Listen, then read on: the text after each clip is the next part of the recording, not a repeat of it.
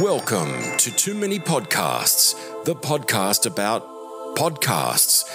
Now, podcasting from the Sherpa Chalet on Mount Podcastia, here's your host, Jim, the Podcast Sherpa.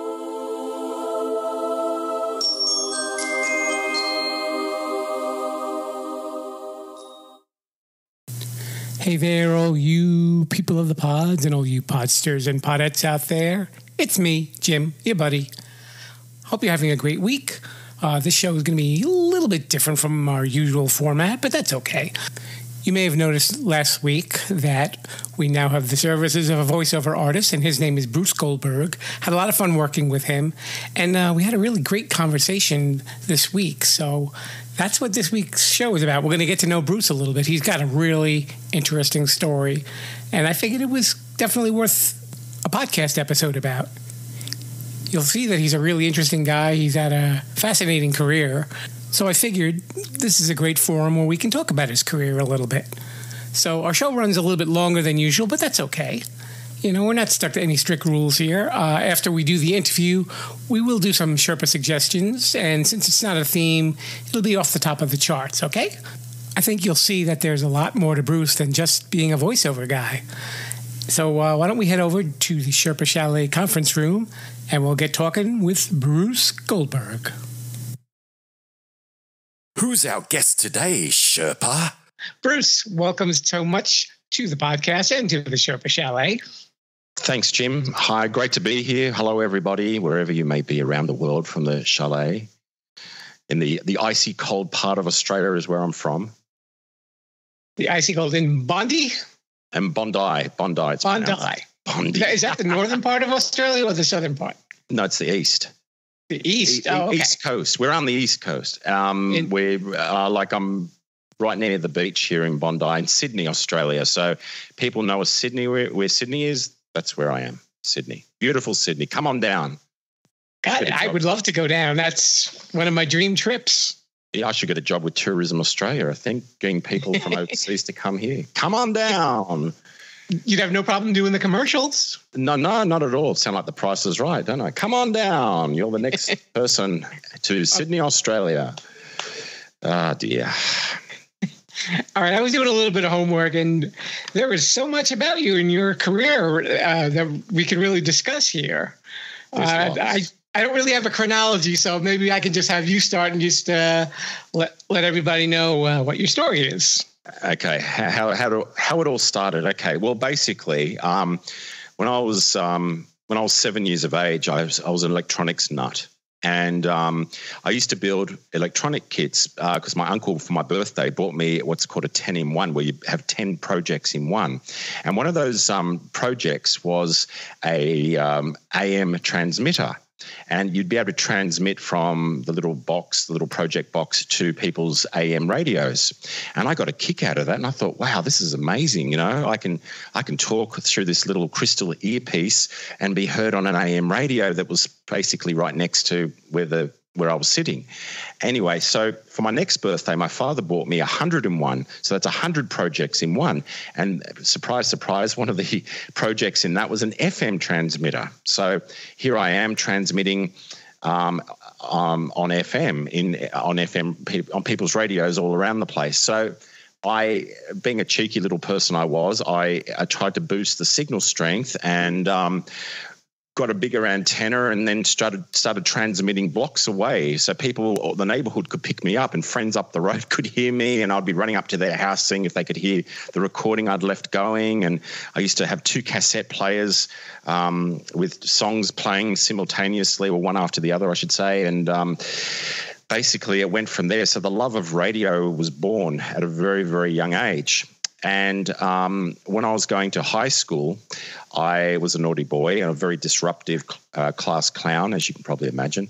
And I got kicked out of high school in the second month of year 12, which was the final year of high school in Australia. And my first job was selling cigarettes for a department store. Believe it or not, department stores back in those days sold cigarettes. So I was in charge of a cigarette counter because I didn't smoke, and they trusted me with the stock. So my first love was still radio, and I overheard a conversation of two guys that worked in this department store one day talking about this voluntary radio station, and I thought, wow, I could do that. I could easily do that. So I did that. I joined this voluntary radio station and learnt my trade there, basically, and booked Saturday nights there because I knew people wouldn't turn up on Saturday nights to book a studio, and I was absolutely shocking. Yeah, I've got cassettes somewhere or other with that on it still when I used to record it myself, and oh my God, it was absolutely shocking. But anyway, I invited myself to a party at a commercial radio station that I found out was having a party for its colleagues and its advertisers. So I invited myself there, and the program director was showing me through the place, and I started staring at the guy that was on air in this commercial radio station. And I just was left standing there. And the guy that was showing people through came back an hour later to show more people through. And he said, "You're still here?" I said, "Yeah, I'm fascinated. I've been doing this since I was 7, I'd love this sort of thing in radio." And he got to know me, and he's an absolute icon here in Australia as a radio announcer, and to this day we still are friends and everything. And anyway, so a few weeks later, after this little 17-year-old actually, no, just turned 18-year-old was standing there staring at the studio, I rang this guy up and I said, "Hey, look, have you got any jobs going?" He said, come in and see me. I remember you from the party." And I said, "That's right." Anyway, so fast forwarding all that, I got a job in commercial radio, and that's how I started. I just got a lucky break and started doing voiceovers and production and on air. And I was even the radio station's mascot, being a blue kangaroo and this huge, big kangaroo outfit that absolutely stunk. It was so heavy. And no, I wasn't wearing any clothes inside it except for underwear. And every time you had to put it on, you had to go to the dry cleaners because it was so stinking and hot and matted. It was a massive suit. It wasn't these cheap little things that, the air can just easily get through. This was absolutely heavy and it stunk. And it was absolutely ridiculous. But I had the right height, being 6'2", and the right size to be able to fit into this suit. So I was the station mascot as well, which was a huge career highlight, not. Anyway, so I did that. And the thing is, I don't know about it in the States or any other countries. I suppose it would be the same, but in Australia, when you're working in radio, and especially commercial radio, the nightclubs love you. The nightclubs would love to get their hands on you and put you into their nightclub as the guest DJ or as the DJ from the radio station or whatever. So it's the same there? Okay. Yeah. So basically, here I was getting jobs in all these massive nightclubs with thousands of people and entertaining people. And back in those days, it wasn't like it is now in nightclubs where a DJ just stands there like a jukebox and just plays music. Anyone can do that. That's easy stuff. But back in my day, which was the 80s, by the way, the best music era ever, you'd have to get on the microphone and entertain people. You'd have to actually get on the mic, host game shows, clown around on the mic with people, not just play music like a jukebox. It was more to it than that. These days, you can not even speak English and work in a westernized nightclub without having any skills at all. And that's, I think, the problem out there at the moment. But I'm a long way from that. So I was doing that for quite a while and working in the nightclubs as well as DJing and working in radio and all that sort of stuff. And I was getting sick and tired basically of at 3 or 4 o'clock in the morning after finishing a gig in a nightclub getting told what you'd do is at 3 or 4 o'clock in the morning, you'd go into the manager's office to pick up the money for your pay for the night. And I was sick and tired of getting told at 3 or 4 o'clock in the morning, we've got some bad news for you. Opening that line, and that line tells you straight away that you're going to be sacked. We've got some bad news for you. We no longer require you here, or you're sacked, or whatever they want to word it. And I was getting sick and tired of that because it was unstable. It was a very insecure situation to be in. And I thought, I don't want to do this anymore where it's so unreliable and unstable. And so's radio, because you're at the mercy of the ratings all the time. And, there's sackings and retrenchments going on. And only recently here in Australia, someone was number one on a commercial radio station. They got sacked because it wasn't the right age group they were trying to aim for, which was ridiculous. But anyway, that's another story. So I thought, bugger this, I'm not going to do this anymore. And whilst all that was happening, I got poached by BMG, a major record company, and became the music consultant for BMG. And my job was to sign up artists with the A&R department and get songs onto charts. So here I was getting all these turning these artists into big stars and getting songs onto charts and getting commission for wherever they ended up on the charts. And nearly every song we were touching was becoming a big hit. And I don't know about the States, but all around the world, you would have heard of Black Box, Jive Bunny, and you definitely would have heard of Milli Vanilli.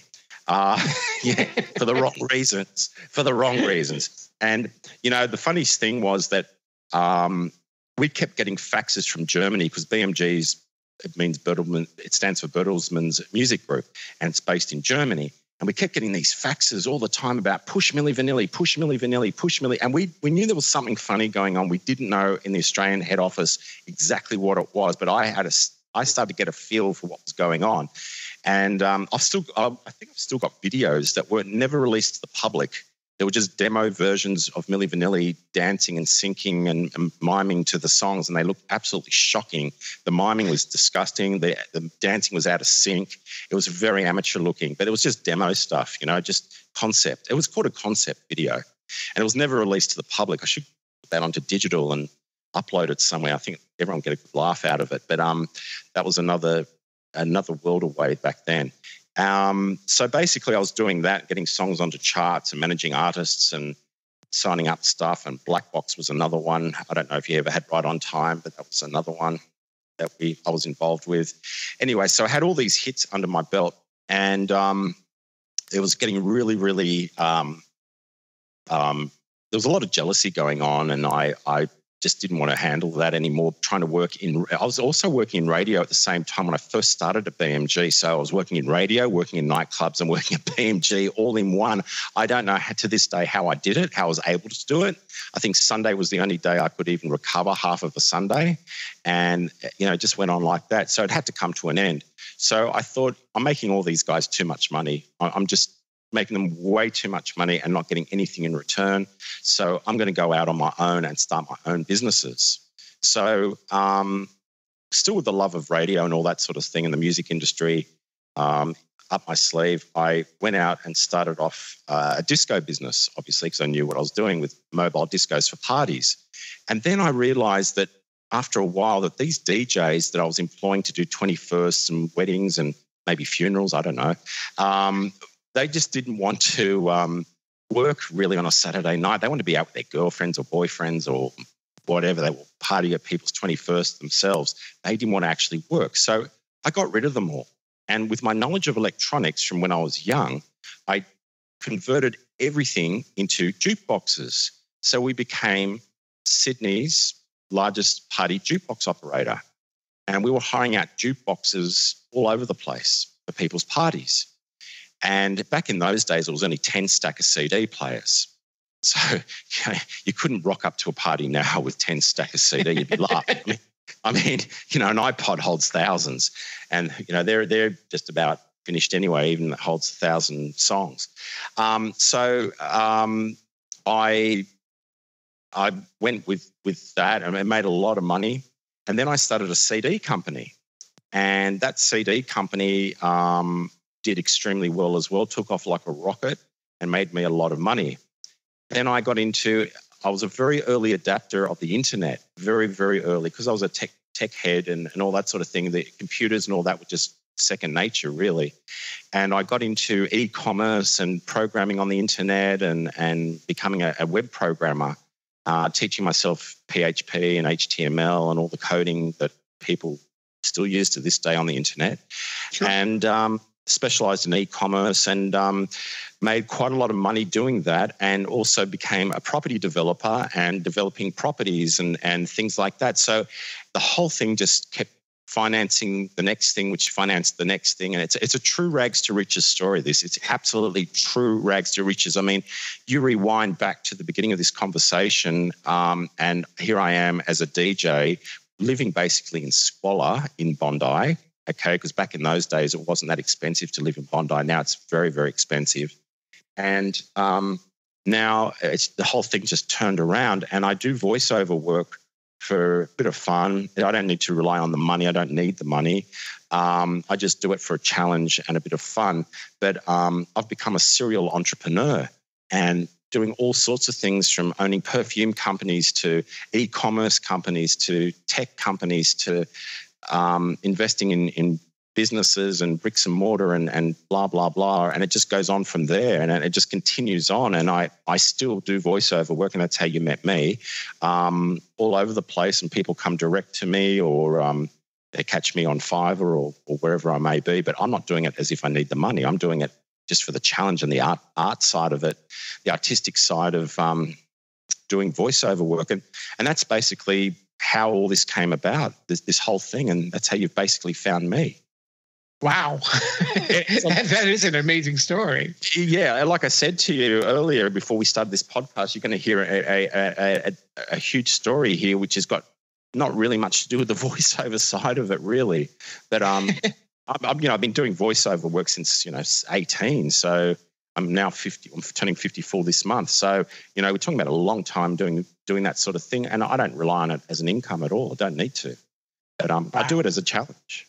It's a challenge to me, and it keeps me occupied, keep the brain ticking, Absolutely. You can get seniors moments, and it's really, and it keeps you away from the senior moments, having something to do during the day.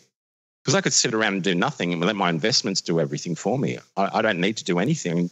I can be lazy and do that, but I don't want to do that. Because once you start doing that, your brain starts malfunctioning and you start, I don't know, you just don't find anything to do, and you just walk around bored and without swearing, but you're just bored, So I'm not going to do that.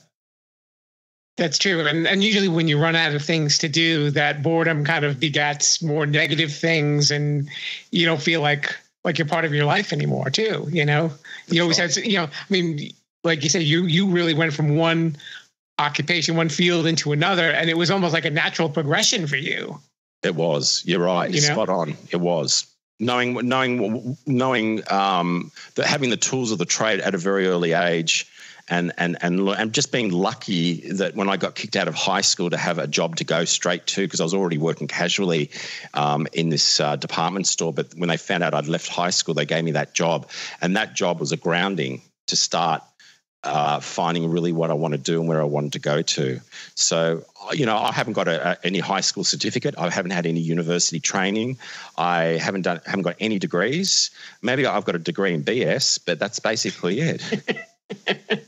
You have a BS in BS? Yeah, BS and BS. And for the viewers at home who are watching this, and if you are watching this, it's strange because it's audio. But anyway, if you are watching this and you know what BS is, well, then that's good. If you don't, look it up. Google it, what BS is. Okay. And now there's actually a little bit more to you, too. You also... I'm sorry? You've been doing your homework, have you? I always do. Oh, okay. I hope you got the right guy you've been looking up. I'm not that stripper you thought I was. We'll have to end this interview then. No, damn. You were telling me last night that you also did comedy as well. Yeah, I did. I used to, when I was working in the nightclubs, I used to host game shows and things. But this is what I was saying before. It's more to it than just playing music like a jukebox. You had to use that microphone and entertain people and do comedy on stage. Totally ad lib, basically. The whole thing was unscripted and ad lib. And it's very, very hard to do when you've got an uncontrolled audience that are intoxicated with alcohol in a nightclub. Sure. It's very hard, and it's very challenging, and you have to keep the crowd laughing and happy and all that sort of stuff, and get back and start playing the music again and play. You've got to be disciplined too, playing songs that they want to hear, not what you want to hear or what sounds better mixed with that song that's currently playing, which a lot of DJs do at the moment, which is a very big mistake. Instead of letting playing the songs that the people want to hear, they're playing songs that only mixes from song 1 to song 2, and that's just insane. You should be playing what they want to hear, not what you want to hear or what mixes the best. Just give them what they want. Let them play. Let them hear what they want to hear, not just songs to suit yourself. It's a discipline. Yeah, I used to actually do a little bit of DJing when I was younger myself, and I know exactly what you mean. I used to work in some clubs, and you had to kind of learn to almost like read the crowd a little bit, like what are they responding to the best, and and you're spot on. And you can when you're an experienced DJ, you can walk into a club without even hearing any music at all, and just see by the way people are dressed what sort of music they're going to want. You can just tell straight away, and not to play dance doofs music if they're all dressed like they want to hear rock. You can just pick it, and that comes with experience. It just does. Basically, when you're DJing, it's like an instant survey. If you're playing music that people don't want to hear, your dance floor is going to be empty, and it clears the floor. And people look around at you and think, "Uh-oh, what are you doing?" And the manager starts looking at you, saying, "Hey, you're supposed to keep people hot and sweaty so they drink. What are you doing?" So there's a discipline involved in DJing. It's not the world's best occupation. It comes with a lot of problems, like it affects your hearing, I suppose, if you're sitting next to speakers all night long, which I try to avoid. I've got friends that are DJs still to this day. They've got hearing problems. And I said, you should go and get a hearing test. And they said, what? I said, you should go and get a hearing test. And they're going, what did you say, Bruce? Can't hear you. I said, well, anyway. It's very underestimated what a DJ can do. When it's a proper DJ, it's very underestimated. He can read an audience. He can see what songs are going to work. And record companies know that, or they used to know that. They used to give us all these free records when you're a big DJ in the clubs to push and push and push. And then working for BMG, I was giving out the songs myself to the DJs, pushing and pushing and pushing. So there's a lot more to it than meets the eye when you see a DJ in a club. I don't know about these days, but back in those days, there was a lot more to it. A lot more. Apart from the Milli Vanilli story that you just shared, were there any other celebrity stories that you can share when you were with BMG? Well, I was supposed to take out Taylor Dane and show her around Australia, but she never made it to Australia. The tour got cancelled. But BMG said to me, "You're the guy that's going to be in charge of the whole tour. You are going to take her out and show her around." But she never came out, which was disappointing. But we had Jive Bunny as well. Did you get Jive Bunny in the States as well? The Mixed Masters. Yeah, Jive Bunny. Yeah, come on, everybody. Yeah, that was one of my babies as well. Okay. But when I heard Black Box right on time, I knew that was going to be a hit straight away. I said to BMG, we've got to get this. We've got to sign this up straight away. And Virgin were trying to get it at the same time, and we beat Virgin to it, obviously, because we're a major, and Virgin are not a major record label. And the rest, as they say, is history. It was a massive hit. It went, I don't know about overseas. I know in the UK it was big, but here it went number 2 on the charts and the album went number 1. So most of the songs we got were in the top 5 most of the time. It's just from gut feeling, being a DJ and knowing what people want to hear and what sounds right and wrong, They also had hit with Strike It Up. Wasn't that? Yeah, they did. They had Strike It Up as well. I would have loved I would have loved to have got my hands onto some Stock Aitken Waterman stuff. I don't know if you know about Stock Aitken Waterman, who they are. You do?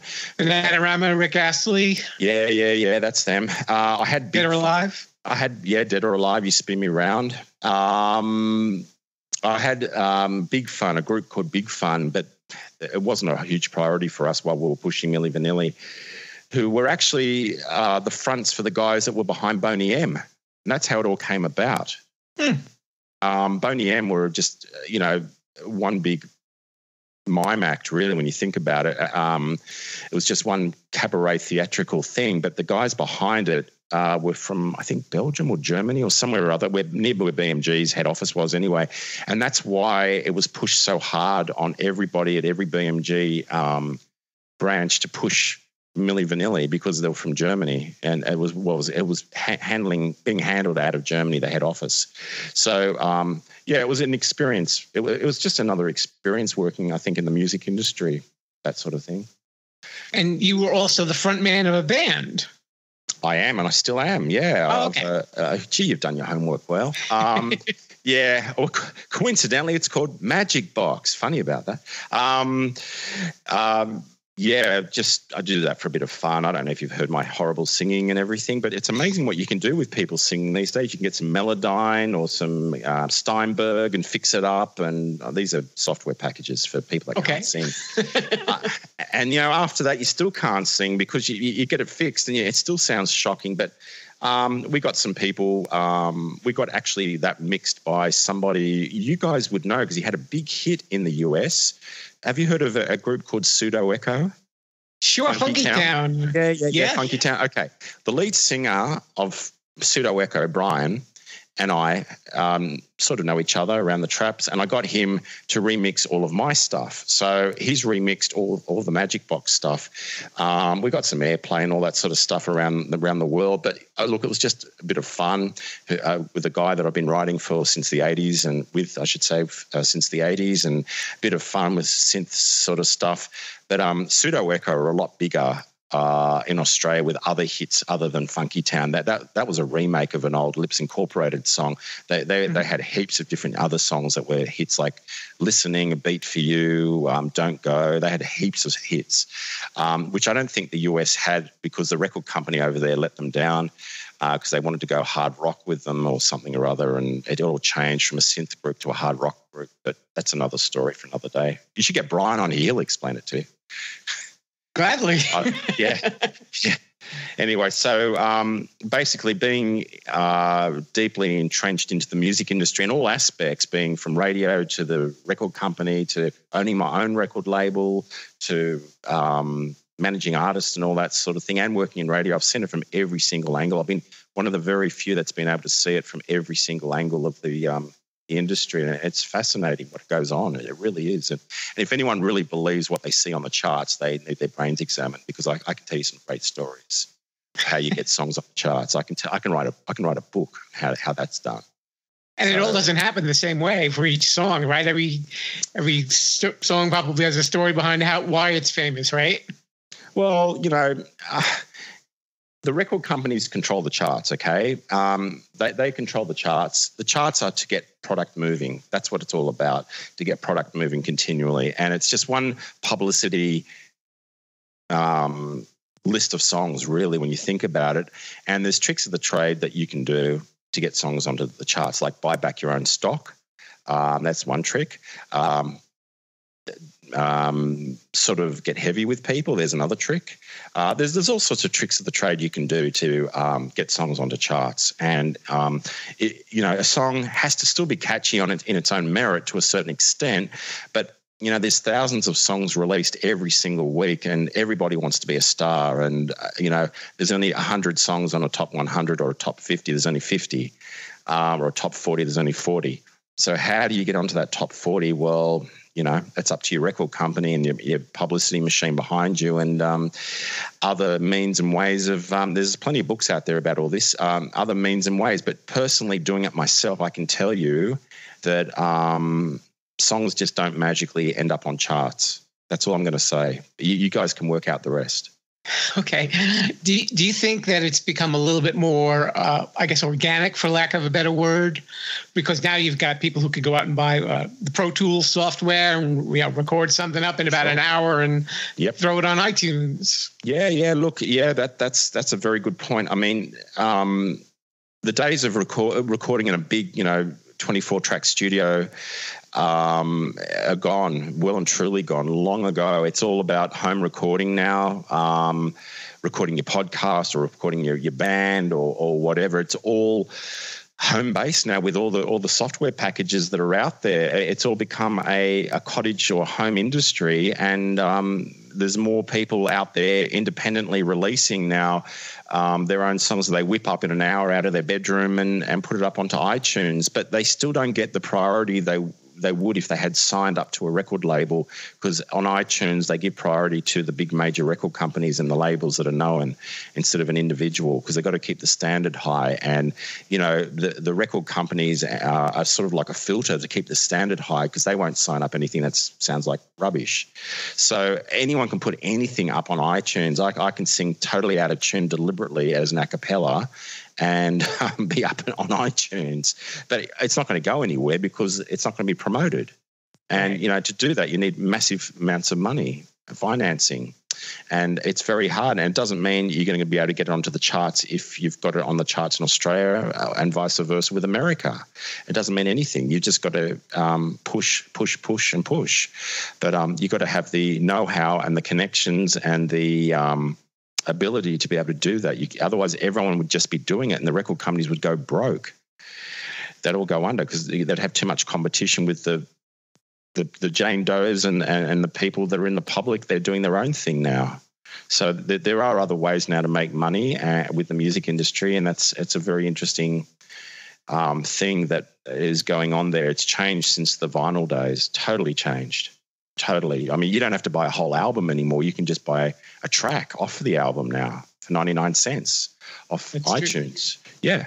So back in the day, that's how we make the money. You promote the single as a vehicle to sell the album, and the album is where you made your money. We'll be right back in a minute. Because they're stuck with all those tracks, even though they might only like one or two songs. They're stuck with those other tracks, and they've paid the extra money to get that vinyl, which is a 12-inch size piece of vinyl. And for those young kids that are listening that don't know what vinyl is, ask your parents, they'll tell you. Tell them Uncle Brucey told you to ask your parents, okay? I'm sure there must be something vinyl in their house, and it'd be like, yeah, records used to be made out of stuff like this. Yeah, oh look, it's funny. You know, you see videos on YouTube of people giving their kids these dial phones. You know, you put your finger in, you got to dial, and they're trying to work out how you make a phone call. It's just hilarious to watch. Or they give them a cassette. They say, this was our iPod in the day, and this held, 10 songs, and this is, you had to fast forward to get to the next song. And they're going, well, what? What are you talking about? What's this about? And it's hilarious to watch them try to work it out. It's just absolutely hilarious. But, technology is changing in all sorts of forms. And probably 20 or 30 years from now, listening to this podcast, they'll probably be laughing about what we're talking about, because it's going to be primitive in the next 20 to 30 years, what we're doing right now. So that's absolutely right. Yeah. There you go. I've just put a date stamp onto this podcast. There you go. 2019, we did this. Let's see what happens if anybody remembers me in 2035. Jim who? Sure, but what? Who? What? What's Skype? What's a podcast? What's that? I still get that now. I tell people I host a podcast, and they're like, "What's that?" Yeah. Oh, look, people are going to be laughing in 30, 40 years from now saying, "Oh, Grandpa used to drive a car with a wheel. He used to steer the car with a wheel. He needed a wheel to steer the car." That's what they're going to be looking at. That's how times are changing. Yeah, you're coming out with the driverless cars too. So it's like, what do you mean steering? What's that? Exactly. What's a steering wheel? What's that? I thought cars only had four wheels. What's the fifth wheel? What's that? And that's what's going to happen. It's bound to happen. It's already starting to. And, the internet, look at the internet. Where were we before the internet? Where? It's very true. Well, how would you get a photo or video to somebody? You have to send it in the mail and wait 3 weeks, 4 weeks, 6 weeks if it was going overseas. It beats carrier pigeons, but still it was slow. And you couldn't just have an interview like this. I'd have to go into a special studio, rent a room. You'd have to rent a room, not the same room, separate rooms, of course, and be in other parts of the world. And, nowadays, look at this, video conferencing, and it's like crystal clear. Being a very early adapter of the internet, I can tell you, back in the day when I was doing video stuff, experimenting with it. There used to be an American university doing what was called the See You, See Me reflector. Do you ever remember that? It's a long time. This is going back in the very early days when Netscape had just launched. And basically, it'd be like the Brady Bunch, where you see 9 people in rows, and you're using these big black and white golf ball cameras that was stuck on top of your monitor. You'd put them on top, and there were huge, big black and white cameras. And if you could see somebody move even just a fraction, you'd be going, "Wow, we saw them move! Wow!" It's like, hey, and this is using dial-up modems and everything. Like, this is at really slow speeds, like a fax machine, with that noise. And and that was back in those days. And prior to that, you had to book rooms and do that, and it cost like $180 Australian, which is about $95 US per hour to talk to somebody overseas. And again, black and white, slow, stilted. Now it's like, wow, it's like smooth, crystal clear. It's like being in the room with the person. Absolutely. Times have changed. Totally. Yeah. I want to talk to you a little bit about your voiceover work, if you don't mind. Just ask a couple of questions. And, I was looking at, and by the way, I found Bruce through a site called Fiverr, FIVERR.com, and they were wonderful. And you can tell I had a great time working with Bruce. He was so unbelievably accurate. We hadn't even spoken. I just basically wrote out what I would like him to do, and he nailed it. He was that good. And just to give everyone an idea of what was it like working with this man, is that it was an absolute pleasure, and I appreciate that. So I want to be sure that I say that before our interview ends. Okay, you know what, Jim? I'll tell you something. I was just saying this to someone the other day. When you give like you gave me, for the people listening to this, Jim gave me a lot of flexibility, and he gave me a lot of use your own creative ideas. And when you do that to an artist, you get the best out of that artist. It's the people that are getting really restrictive on what you can say and do and all that. That's when it's like, I hate clients like that, and it doesn't come out with the best. And they say, "No, change it again, do this," and they think they know better because you've been doing it for 30 years or something, and they haven't even done it once, and they know better. So you say, "Okay, yeah, no problem." But with you, Jim, you let me have free range. Throw in some jokes and all that sort of stuff, as people will hear on this podcast, sure. And future ones, and giving me that freedom, which I really appreciate, which is far and few between, to be honest with you. Not many clients do that. Was the best thing you could have done, because that gives me freedom. But you can also find me on thevoiceoverguy.com.au. That's my website, thevoiceoverguy.com.au. You can deal directly without going through Fiverr. There you go. Free plug for me. We were going to do the shameless self-promotion, but we'll throw that back in later. Oh, hang on. I think I did that one, didn't I? Yeah. I did a few of them for you, didn't I? Yeah. That's right. Yeah. That's okay. I saw on your Fiverr resume that you did on hold voiceovers, I guess, for when people call up. And yep. Now, and I was thinking, like, after we were talking the other day, and you just had me laughing the whole time. If you had your way, what would be your ideal on hold message? What would you want to say to somebody who was on hold?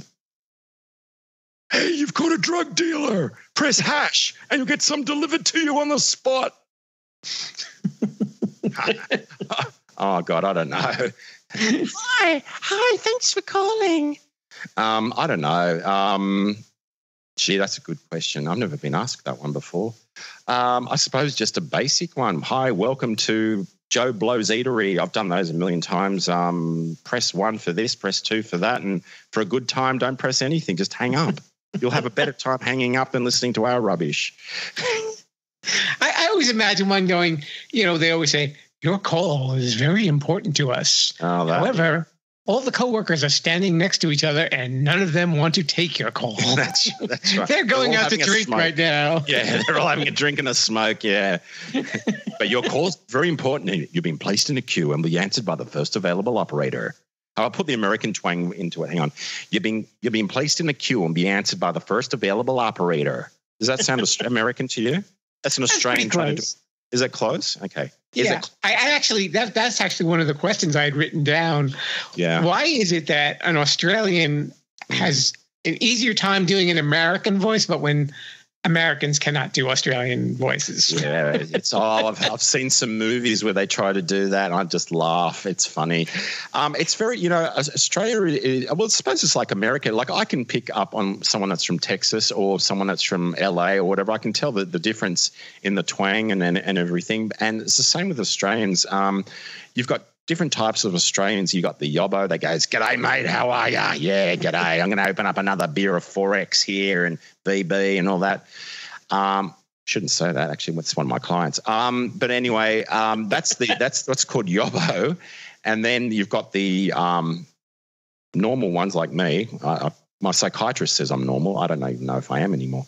But then you've got the little English colony style ones as well, basically down in South Australia. Because for those that don't know, Australia was a settlement from the UK. So we've got it's all UK-ish sort of based in Australia. We've got the British flag in our flag. That's the Union Jack is part of our flag, and we're part of the Commonwealth. We've got the same Queen as the UK, Queen Elizabeth, and all that sort of stuff, the royal family, Charles and all that. And trying to do an Australian accent is very hard because it's got so many types of little twangs to it, and you can tell when somebody's putting it on. I suppose Americans can tell when someone's putting on an American accent too. It was funny because like I've seen a couple of Australian actors, like I'll name a perfect one, Sullivan Stapleton. Is that his name? I don't know him. Who's that? He's in a television show here called Blind Spot, and he plays an FBI investigator, and and he's an Aussie, and he's got the American voice down perfect. Oh, they take lessons. They take lessons for that. Yeah, it's got to be, But then, like, you see him in an interview, and his accent never went away. Yeah, well, see, I mean, you hear Australians doing American accents, and I can't tell the difference because I'm Australian. Well, like, I can't tell if it's a real American voice or not, but it sounds normal to me. And they have special lessons to do that. There's plenty of videos how to sound American or how to sound Australian. I've watched them. And these actors are actors, and that's what they do. They put on an act with the Australian accent, like was it called The Metalist? Simon. Yeah. So he's Australian. His sister actually just lives down the road from me here. Really? Yeah, she was a politician until very recently. She just lost the recent election thing that we had. Karen, she's a doctor actually, very, very nice lady. Karen Phelps, and his name is Peter Phelps. And he was in, do you remember that movie Point Break with Keanu Reeves? Sure, and Patrick Swayze. Yeah. Well, there's a classic example, okay, of an American trying to do an Australian accent, an Australian doing Australian accent, blah, blah, blah. When they were at the supposedly Bells Beach, which it really wasn't, it was in the States somewhere they filmed it, I found out not long ago, they had Peter Phelps on that. And Peter Phelps, I'm getting confused here between Simon Baker and Peter Phelps. But anyway, Peter Phelps, who was in that with Keanu Reeves, had the Australian accent on as a surfer, and we're on Bells Beach, and he had 4 lines to say. But then the guy that played the police officer was trying to put on an Australian accent. He was American, and it was laughable. It was really, really laughable. Oh, that's the Bruce hotline for a voiceover. Hang on a second. Hello, sure. You've got Bruce. Please leave a message. Thank you. There you go. That's Marika, my assistant. She's I remember her. You remember Marika? She's the woman with the hairy legs. Yeah. you remember Marika? Just sitting next to me here. Bruce, shut up. No. Please, Marika, I'm being interviewed here, please. People don't realise that we can't speak at the same time, but we're working on that at the moment, aren't we, Marika? Yes, darling, we are. Okay. But I'm sure you get that worked out anytime. Yeah. So anyway, so Australian accents and American accents, it's weird, it's strange how all these accents come about from all over the world. I've always wondered what really makes an accent. I reckon it's geographical. Oh yeah, absolutely. I think it's something to do with gravity. I really do. I think it is because you think about it this way, right? You get me locked in a room. God help you if you did. But if you got me locked in a room watching American television shows nonstop, that's all I would hear all day long, 24/7 for months and months and months, I would not probably get an American accent. However, if I go over to the US and speak to people over that same period of time, months and months and months, I most likely will end up having a slight American twang in my voice. So geographically, it's got something to do with geographics. I think it has. It's got certainly something to do being geographically located. And I think gravity and I don't know, all sorts of weird and wonderful things might come into play there. But it just sounds weird. But what else could it be? You don't get an American accent, but you don't get an American accent by living in Australia, put it that way. You could, but it'll probably be a little tricky. Well, how would you though? Hang out with American people? Yeah, I guess that'll probably be the only way. Yeah, but then there's no guarantee you'll still have you'll have an American accent after that experiment. You probably will still have an Australian accent. I guess we'll never know. We'll never know. I don't want to waste my time even knowing about it, but I'm not a scientist or anything, but I'm sure they're working it out as we speak. Okay, back to voiceovers. Yep. Now you've been doing this for quite some time, and I know you said it's basically just for fun, yep. Because you don't really, it's not your bread and butter. Now you've got a very distinct voice, and but it is very flexible too, because I've heard some of the work that you've done for different clients on your Facebook page, and there's a different tone, there's a different speed to your voice, sometimes almost having a little bit different octaves too. You can how to use the deeper part of your voice and the higher part of your voice equally. Yeah. So I mean, if someone were to get into this field and they wanted to become a voiceover artist, what do you think some of the basic things that they need to know? Learn to quit before you start. Just leave. Don't even think about it competing with me. Come on. I'm going to tell people how to compete with. No. Seriously, there's enough room out there for everybody. How do you start? Okay, well, when I was a young kid and I wanted to get that deep voice, this is no joke. You're going to laugh, but this is no joke. I used to walk around going, yeah, like this, really deep, trying to get that deep voice. This is before my voice cracked, okay? Okay. I think it's still cracking. But you'd be going, yeah, like this. And it must have done something, because I can get the deep voice and I can get the high voice as well. So I can do characters and all that too. But it's like anything. It comes with practice over the years and years and years and years and years of doing it. And there's some people out there that are amazing at doing it. And there's others that are so-so. And then there's, it's like any industry. It's like a tennis player. The more practice you do, the more you're going to be able to hit those balls when they come over the net to you. And anyone that wants to get into voiceover work, I would suggest the best judge, it would be yourself. And just get yourself a decent microphone.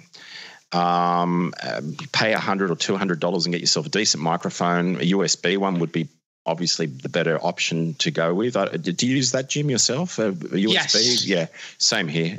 People say don't, but I'm telling you, as a professional voiceover person, get a decent one. Yes, you can, and that's great. I've been doing it for years with one, so it must be okay, but no one's complained yet. Get yourself a get yourself a microphone, get yourself some free software. Audacity is a good one. I use Audacity all the time. I think it's brilliant. You can also get Studio. You can get all these other big high-end brand ones, but Audacity's free, and I use it myself, Audacity, and a lot of professionals use Audacity, and it's free, and you can record yourself and play yourself back and think, oh my God, I sound shocking. But you know what? It comes with practice. Learn where you're going wrong. Now, I'm going to tell you something very, you're going to get a surprise when I tell you this, but you know how I've got to read scripts, right? I'm doing voiceovers, okay? Sure. I have never read a book in my life.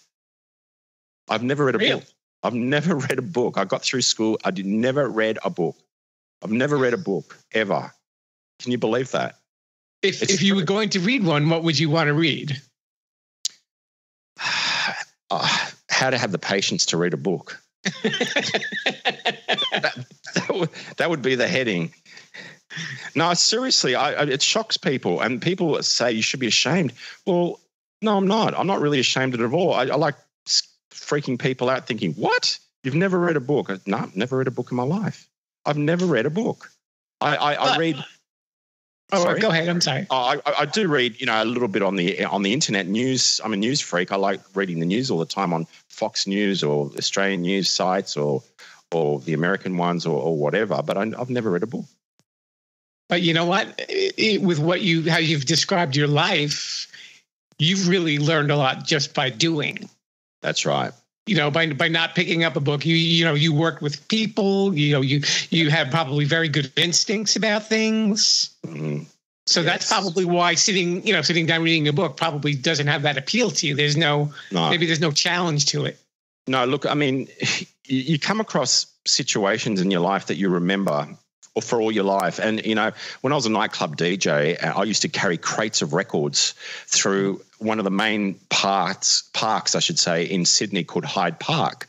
And you'd see people sleeping on the benches, they're homeless. And you'd walk through there with your crate of records. And how dumb was I coming back at 3 or 4 o'clock in the morning, walking back through that park to my car to put my crates of records back.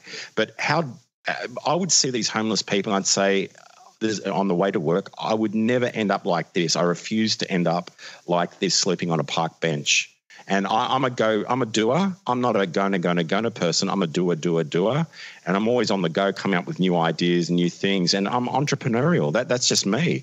And it doesn't run in the family. I can tell you that. It just happens to be me that's the entrepreneur. And you've got to give things a go, because if you don't give things a go, you'll never know if it's going to work or not. And look, I'll be the first to admit I've had businesses that have flopped on me. I won't deny it. I just had one recently that's flopped, hasn't done that well for me. But then I've got another thing starting up next week. I'm always on the go with new stuff, trying new things and seeing what sticks. It's a numbers game. The more things you try, the more chances something's going to stick. And you think, I haven't got the money to do it, or I can't do it. Well, hang on a minute. You've got to find a way to do it. You don't have to have the money necessarily to kick it off in a massive way. Just do it in a small way to start off with. See if it works. But stick with something that you know. Stick with something that, like, I was in the music industry and radio and all that, and I knew, to start my own record label and all that sort of thing, because I already knew the industry. Stick with things that you know, or do a lot of research before you get into something. But give things a go. What do you got to lose? At least you gave it a go. If it doesn't work, and these people say, I'm too old for this. I hear them whinging all the time. It's like, because I mentor people as well in business. I'm thinking, well, if everyone had your attitude of, I'm too old, or I can't do this, or all this negative stuff, the world wouldn't progress. There wouldn't be new businesses opening up everywhere. It would come to a standstill. And that really frustrates me when you get hold of people to mentor and they need to be reprogrammed totally. And, go ahead. No, that's all right. It's the same with voiceover work. I can't do a voiceover. Listen to these guys. I can't. Well, you can. You just got to practice at it, and you got to get good at it. And some people are going to be better than others. You can't be, up there with the best of the best to start off with, unless you're a naturally born voiceover or singer. Look, Michael Jackson never had singing lessons. He never had singing lessons. Look at that. Look at that. Natural talent. You can be natural. Sure. But most of us have to learn. And that's how you do it. You learn, you practice. It's funny because when you're telling me this, on the app that we use called Anchor, they have you record a commercial. And it says, okay, this should take you 30 seconds to read. Yep. And I'm doing it for the first time, and it's like a minute and a half. Well, I'm like, okay, I'm taking a little too much time here. Well, you know what? Sometimes, this is being honest from a professional experience. A lot of ads, like 15-seconders or 30s that I do for radio and TV, sometimes can take hours to get it right. Hours. I'm not kidding you. I've never revealed that, but I'm revealing it now. You're hearing it first on Jim's podcast. It can take hours. Like when I had to call you back today to do this interview, I was in the middle of doing a demo for a 15-second radio ad. So I do lots of radio and TV stuff. And this is going through agencies, nothing to do with Fiverr or anything like that. And I'm reading, I've got it in front of me here. I'm reading 2 lines, okay, and it's taken me half an hour to get those 2 lines right. So don't think a minute and a half is a long time for a 30-seconder. Look, people see a 30-second ad on TV. There's a whole couple of days worth of filming involved there. They don't just record it all in 30 seconds. To even get a scene right in a movie could take weeks. So when you do a voiceover like I do to get it right, and I'm very picky with my own work, probably over the top with it, but I'm very pedantic with getting it right. because it's like artistic to me to get the right inflections on the voice and the right way it's being said. It can take me hours. It could take like just get 2 lines. The amount of takes and the swearing that goes on in between is phenomenal. I should have a blooper reel. It'd be hilarious to listen to. Because, I let it rip. I let those words rip. But you know what? It calms you down. You can read it really well after it. It's amazing. You'd be surprised. And the pronunciations, Yeah, I guess it probably would keep you from, getting too hung up on it. Like you kind of taking your brain away from what you're so intent on. Is that right? Yeah, absolutely. Look, and once you've done the job and it's gone, it's been accepted by the client or the agency that you're going through, you've forgotten about that ad until you hear it yourself on the radio accidentally when you're listening to radio and you think, oh, yeah, I remember I did that one. But it goes in one ear and out the other in the end because you're doing that many scripts a day or that many jobs. I mean, some days it can be empty. It can be dead. Like today, I've only had 1 come through today. But sometimes you're getting 6, 7 a day. Other days it's none. Next day it could be 2. It's unpredictable what happens. And one day you can get swamped and you're panicking because everyone wants it tomorrow or yesterday. And you just, there's only one of you. And like I said, sometimes it can take hours just to get 2 lines right, perfectly right. Because if it isn't, it's going to waste time by sending it to somebody because the client's going to turn around and say, nah, doesn't sound right. Or the agency will. They say, nah, doesn't sound right. There it goes back again. Do it again. Do it again. Do it again. And you just got to get it perfect. And that's the frustrating part of it, but that's just part of what it comes with, that frustration. Sure. Now, because this is a podcast, did you ever think about doing your own podcast?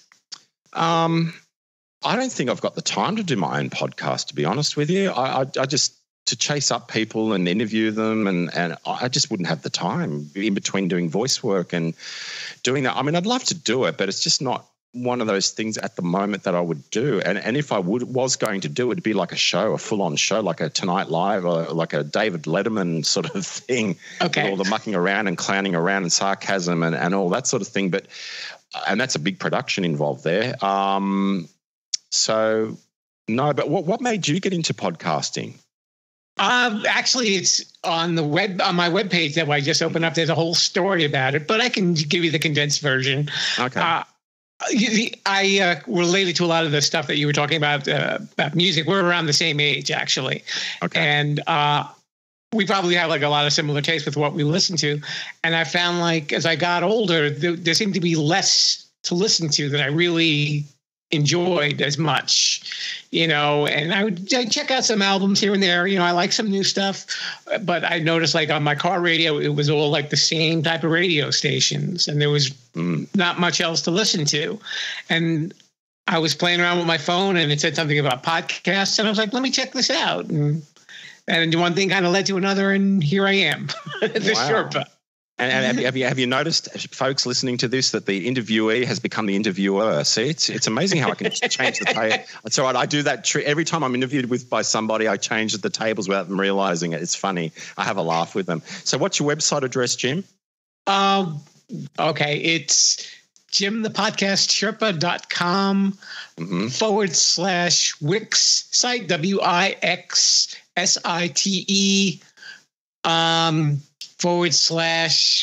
/website. I think that's right. I've run out of paper. I've run out of paper here. It's a long website. Jeez. Can't you make it small? I think we should get a petition going, people. Let's get that website smaller for Jim. In the show. Why do you call yourself Sherpa? What is it with Sherpa?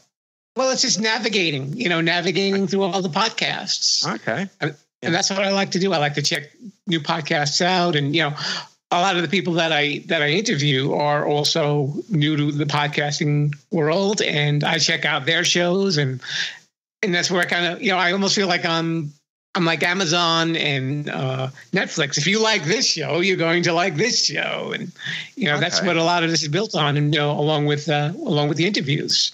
All right. See, I think I'm a very boring person, so I don't make it too much about me. No, you're not. That's why I said okay to this interview, because I had to listen to your other podcasts. I've been listening. The reason why I was doing it just to see how it came out, what I did for you, the work I did for you, but it hadn't been used. I'm thinking, I wonder if he's going to use it, because he did mention in one of the podcasts that he he should have the self-promotion. And I thought, well, I gave it to you. Why didn't you use that? And so I have been listening to your podcast, and I think they're very interesting. I really do. And that's why I wanted to be part of this podcast. And for people listening to this, I'm not getting paid to say that. I'm being honest. I'm not being paid. Although I will send you a PayPal. No. I enjoy having a chat about the industry with people. I didn't know you were a DJ as well. So there you go. There's a thing in common, Jim. It's amazing. See how you're just finding me on Fiverr. Look what it led to. You see what I mean? There you go. You never know. Some lunatic in Australia. Okay. An Australian accent actually on an American podcast. I thought that was a bit strange, but yeah, it's interesting. Well, that's what I liked about it, because when I saw your ad, I said, that's different. You know, they don't have to hear my voice to open up. I here's a very distinctive voice, and it'll make people interested. Like, okay, what's going on here? You know? Yeah. No, it's good because look, you get people from all around the world. It's made the whole world as one with the internet. You know. And I found I do actually have a couple of listeners from Australia because we get the little analytics. So there were some people down under who are listening. So I appreciate that. Good. Oh, that's good. That's probably me. But anyway, I'm listening to you. You're one of them, yes. Yeah. Oh, that's good. Yeah, okay. Just providing they don't stalk me. Oh my God, did I put my address on that? No, I didn't. I don't like stalkers. Yeah, if you want a video, I'm not like holding up a piece of paper with your address on it or anything like that. Yeah. Okay. Well, I'm in the chalet at the moment. I'm in the Sherpa chalet. Chalet, is it called the Sherpa? The Sherpa chalet. Yes. Yeah, the Sherpa chalet. I'm here in Alaska, and the Sherpa chalet. So that's where they can find me. Just to the right of Santa Claus, who's at the North Pole end. Mountain Podcastia is everywhere. That's where if people ever ask you, where is it? It's everywhere. Yeah, it's everywhere. Here, let me just have a. Yeah, it is everywhere. I'm just checking. Yep. It's even down there. Wow, look at that. It's even down there. I won't say where I'm looking. I'm looking at my foot. Anyway. Okay. Thank you for clarifying that. Yeah. No, for those people with dirty minds, it was the foot I was talking about. Okay, calm down, everybody, please. Okay. Do we have any shameless self-promotion from you, sir? Shameless self-promotion. Shameless self-promotion. Can come with the echo. Yeah, the voiceoverguy.com.au. For a good time, go to the voiceoverguy.com.au. No. Go and have a look at the TV ads and everything. But, it's an interesting industry and very interesting, and what goes on and it continues on, I suppose. But it is limited. There's going to be robots that will take over this industry very soon. You can already do it. Type in a sentence and get the robot to read it back. You don't need someone like me. That's how it's going to go.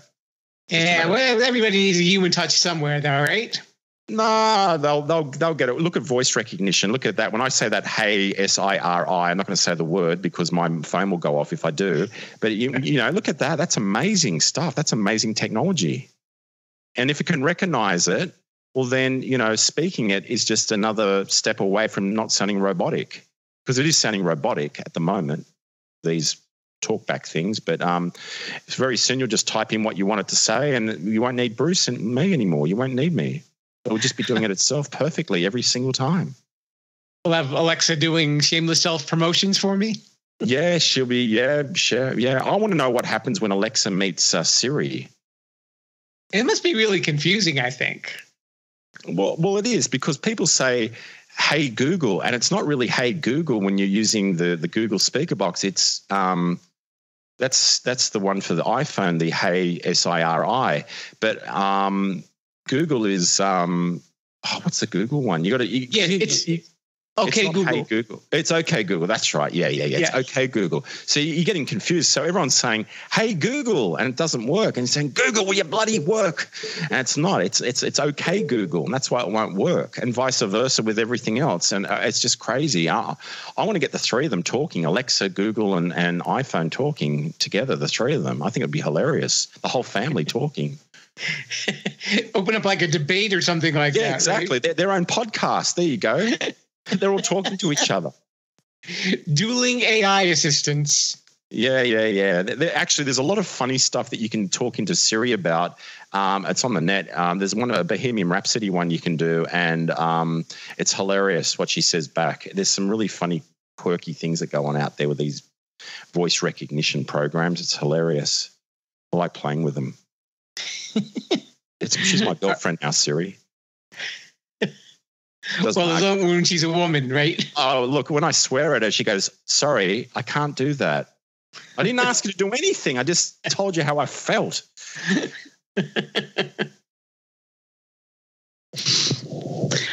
All right, folks. I'm going to let this gentleman take a breather.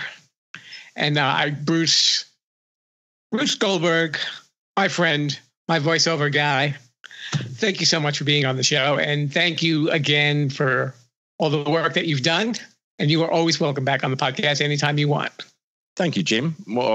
Thank you. Look, you're more than welcome for the work. Anytime, just let me know. I'd love to come back again on your podcast. We'll talk about anything. If you want someone to co-interview somebody with you, have a bit of fun, laugh, just give me a yell. I'm here. I'm only a click away. I appreciate that. Hey, look at that big tongue tied. Don't use the swear words. It's being recorded. Don't say it. I appreciate that. There you go. Perfect take. Thanks, Jim. All right, take care, Bruce. Thank you. And now it's time for Sherpa Suggestions.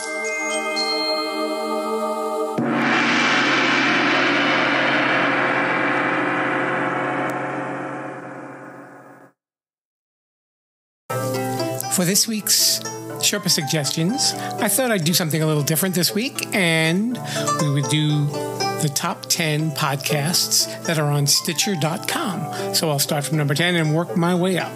Lots of true crime podcasts on here for those of you who are interested.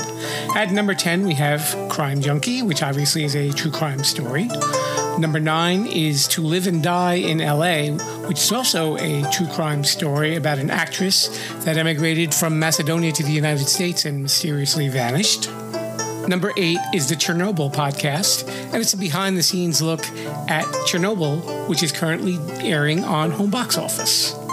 Number 7 is a serialized story. It's called The Shrink Next Door. Number 6 is the Rachel Maddow Show. She's the commentator who's on MSNBC, and you get to hear a lot of news and politics and pop culture on her show. Number 5 is The Daily, and that's presented by the New York Times, and it's a daily summarization of the national events that are going on in the world. Number 4, we've discussed this one before, This American Life. It's a collection of short stories, and it's really well done. Number 3, once again, true crime. More stories of true crime on the True Crime Garage, and that's starring Nick and the Captain. At number 2, we've got even more true crime with My Favorite Murder. That stars Karen Kilgariff and Georgia Hardstark. And of course, number 1, once again, there he is. We've talked about him before, Joe Rogan and the Joe Rogan Experience. So that's your Stitcher Top 10 for this week. And it's just like a lot of Joe Rogan and news and politics and murder.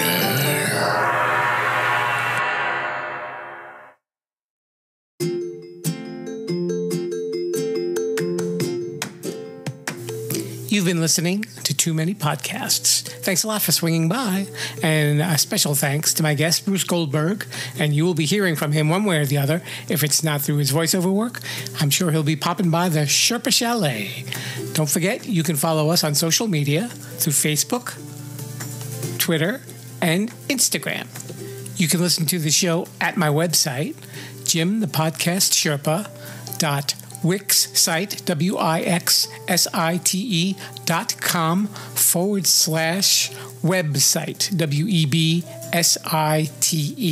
Or you can just download a podcast app like Apple Podcasts or Google Podcasts or Spotify or Anchor.fm or TuneIn or Stitcher. And there's a whole bunch of other ones, too, that you can find. And you can also listen to my show at my website, which is jimthepodcastsherpa.com. wixsite, wixsite.com/website. Yeah, I know. I need a shorter website domain. I'm working on it. But anyway, if you go to that website, which you can also find through my social media links, you'll see all the shows there. You'll see all the Sherpa sheets there that will give you information on any of the other shows that I've played and the shows that those podcasters like to listen to too. So you'll always have something for a reference on that website. Don't make me repeat it again. It's too much to remember. Anyway, hey, have you entered the contest? You know that contest where you give me a nice review on Apple Podcasts or Stitcher.com, and then you go on to social media, like one of those sites, Facebook, Instagram, Twitter, and do hashtag Viva la Sherpolution. That's all you need to do. And after that, those people who've posted reviews will get chosen to be on the show. That's simple. And if you don't want to be on the show, that's okay. I understand. I know some people just like listening and they don't want to participate. I have two dear friends, Annabella and Catherine, and they're wonderful people, and they are huge supporters of the podcast. But they said, Jim, I don't want to be on your show. I'd rather just listen. And that's fine by me. If you want to just listen, that's cool. If you like to be on the show, but let me know, okay? And then we can work something out. In the meantime, don't forget, spread the word. And come back next week and a couple of weeks after, too. Actually, come back as often as you'd like. I'll be here, somewhere stuck in your phone or your tablet. Get me out of here! Get me out of here! Get me out of here! So until next time, as we Sherpas like to say, there is no such thing as a carry-on elephant. Anyway, I'll see you guys next time, okay? Have a great week. And Viva la Sherpolution!